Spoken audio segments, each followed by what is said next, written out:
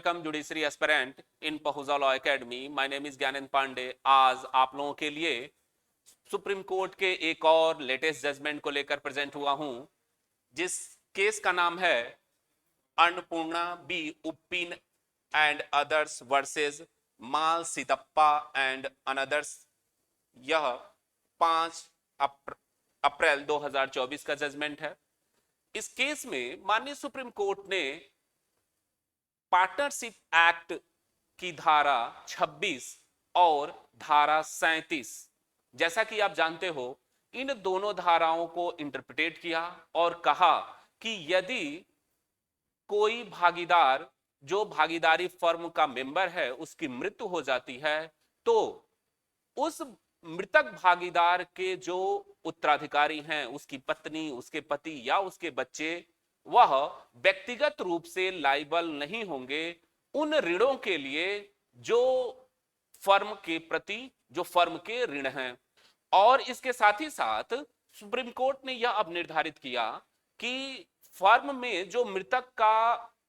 अंश है, हिस्सा है, वह उसके विधिक प्रतिनिधियों को उत्तराधिकार में तो मिलता है, लेकिन अगर कोई फर्म में ऋण है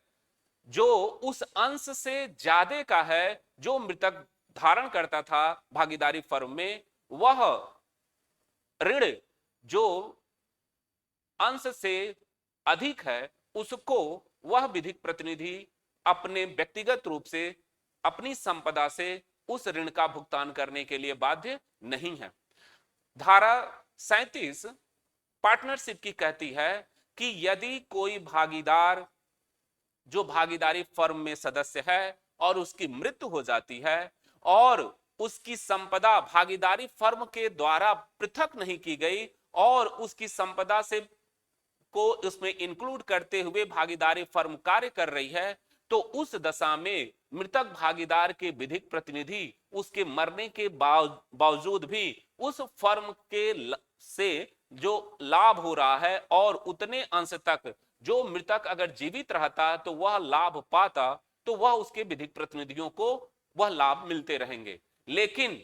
अगर कोई ऐसा ऋण या दायित्व है जो उस अंश से ज्यादा है, तो उस दशा में उसके विधिक प्रतिनिधि उसको व्यक्तिगत रूप से भुगतान करने के लिए बाध्य नहीं किए जा सकते। तो यह एक इंपॉर्टेंट जजमेंट है जो आपके जुडिशरी के एग्जाम में, अगर आप पार्टनरशिप का पेपर दे रहे हो या प्रारंभिक परीक्षा में, जैसे आप बिहार का एग्जाम दे रहे हो तो बिहार में पार्टनरशिप प्रारंभिक परीक्षा में भी पूछा जाता है, तो यह केस पूछा जा सकता है कि